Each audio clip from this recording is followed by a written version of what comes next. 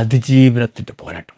എന്താ ഈ സ്ത്രീയുടെ അനുഭവം ഉണ്ടല്ലോ, അതായത് അവരുടെ സ്വന്തം കുട്ടികളുടെ മുന്നിൽ ചേർന്ന് ഭർത്താവ് ആക്രമിച്ചു, ലൈംഗികമായിട്ട് ആക്രമിച്ചു. ഒന്ന് സങ്കല്പിച്ച് നോക്കി. സ്വന്തം വീട്, സ്വന്തം കുട്ടികൾ, സ്വന്തം ഭർത്താവ്, സുരക്ഷിതമായിരിക്കേണ്ട അതേ സ്ഥലത്ത് അവൾക്ക് ഏറ്റവും ഭയപ്പെടേണ്ട സ്ഥലമായിട്ട് മാറിയപ്പോൾ. പക്ഷേ ആ വേദന അവളുടെ ജീവിതത്തിൽ ആദ്യമായിരുന്നില്ല. കൊച്ചു കുട്ടിയായിരിക്കുമ്പോൾ തന്നെ ബന്ധുവിൽ നിന്ന് മോശമായിട്ടുള്ള അനുഭവം നേരിട്ടിരുന്നു. ആദ്യം പ്രണയത്തിൽ വിശ്വസിച്ചു, അവിടെ വലിയൊരു ചതി. പിന്നീട് വിവാഹം കഴിച്ചു. ഇനിയെങ്കിലും ജീവിതം ശരിയാകും എന്ന് അവൾ പ്രതീക്ഷിച്ചു. പക്ഷേ സംഭവിച്ചത് നേരെ വിപരീതമായിരുന്നു. മദ്യപിച്ച് വീട്ടിലെത്തുന്ന ഭർത്താവ്, ബഹളം, സാധനങ്ങൾ വലിച്ചെറിയൽ, അപമാനിക്കൽ, ശാരീരികവും ലൈംഗികവുമായ പീഡനം. അവളുടെ ശരീരത്തിൽ മുറിവുകളുണ്ടായി. പക്ഷേ അതിനേക്കാൾ ആഴത്തിലുള്ള മുറിവുകൾ മനസ്സിലായിരുന്നു. എന്നിട്ടും അവൾ സഹിച്ചു. ഒരു ദിവസമല്ല, ഒരു മാസമല്ല, വർഷങ്ങളോളം.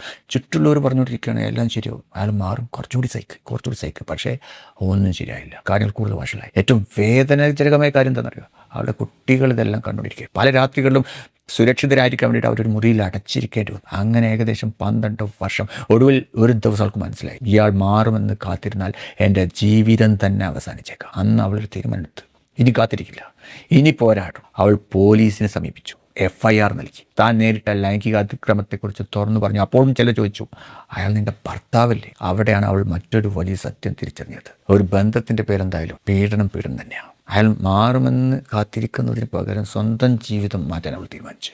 കുട്ടികളെയും കൂട്ടി അവൾ അവിടെ നിന്ന് ഇറങ്ങി. പക്ഷേ പോരാട്ടം അവിടെ അവസാനിച്ചില്ല.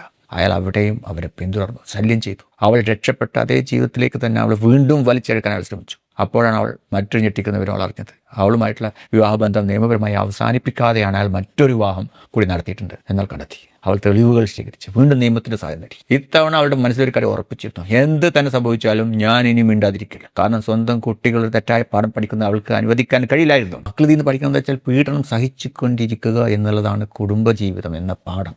അത് അവരങ്ങ് പഠിക്കരുതെന്ന് അവർക്ക് നിർബന്ധമുണ്ടായി. ഇന്ന് അവളുടെ പോരാട്ടങ്ങൾ മുഴുവനായിട്ട് അവസാനിച്ചിട്ടില്ല. പക്ഷേ ഒരു കാര്യം മാറിയിരിക്കുന്നു, പഴയ അവൾ ഇനിയില്ല. ഭയന്ന് മിണ്ടാതിരുന്ന സ്ത്രീയിൽ നിന്ന് സ്വന്തം ജീവിതത്തിൻ്റെ നിയന്ത്രണം തിരിച്ചു പിടിച്ച സ്ത്രീയായിട്ട് അവൾ മാറി. ഇന്ന് അവൾ ഒരു അധ്യാപികയാണ്, മറ്റുള്ളവർക്ക് ആത്മവിശ്വാസത്തോടെ സംസാരിക്കാൻ സഹായിക്കുന്ന ഒരു എഡ്യൂക്കേറ്റർ. കാരണം സ്വന്തം ജീവിതം അവളെ പഠിപ്പിച്ചു. അവളുടെ ഏറ്റവും വലിയ പാഠം ഇതായിരുന്നു, നിശബ്ദത പലപ്പോഴും പീഡകനെ സംരക്ഷിക്കും. ശബ്ദമുയർത്തിയാലേ അതിനെ ചോദ്യം ചെയ്യൽ തുടങ്ങുകയുള്ളൂ. അതുകൊണ്ട് ഈ കഥ അവളുടെ മാത്രം കഥയല്ല. ഭയത്താൽ, സമൂഹത്തെ പേടിച്ച്, കുട്ടികളെ ഓർത്ത്, ഒരിക്കലും എല്ലാം ശരിയാകുമെന്ന് വിശ്വസിച്ച് മിണ്ടാതെ വേദന സഹിക്കുന്ന അനേകം മനുഷ്യർക്കുള്ള ഒരു സന്ദേശമാണിത്. സഹിക്കുന്നത് എല്ലായ്പ്പോഴും ഒരു ശക്തിയല്ല. ചില സാഹചര്യങ്ങളിൽ അവിടെ നിന്ന് പുറത്തു വരുന്നതാണ് ശക്തി. സഹായം ചോദിക്കുന്നതാണ് ശക്തി. നിയമത്തിൻ്റെ സഹായം തേടുന്നതാണ് ശക്തി. ഇനി മതി എന്ന് പറയുന്നതാണ് ശക്തി. ഇത്രയും വേദനകളിലൂടെ കടന്നുപോയിട്ടും സ്വന്തം ജീവിതം തിരിച്ചു പിടിച്ച് ഇന്ന് മറ്റുള്ളവർക്കും ശബ്ദം നൽകാൻ ശ്രമിക്കുന്ന ഈ സ്ത്രീ ആരാണെന്നറിയാമോ? അവളുടെ പേര്, ഇവളുടെ കഥ നമ്മളോട് പറയുന്ന സന്ദേശം വളരെ ലളിതമാണ്. നിങ്ങളുടെ ഭൂതകാലം നിങ്ങൾക്ക് സംഭവിച്ചതാണ്, പക്ഷേ നിങ്ങളുടെ ഭാവി എന്താകണമെന്ന് തീരുമാനിക്കാനുള്ള അവകാശം നിങ്ങൾക്കുണ്ട്.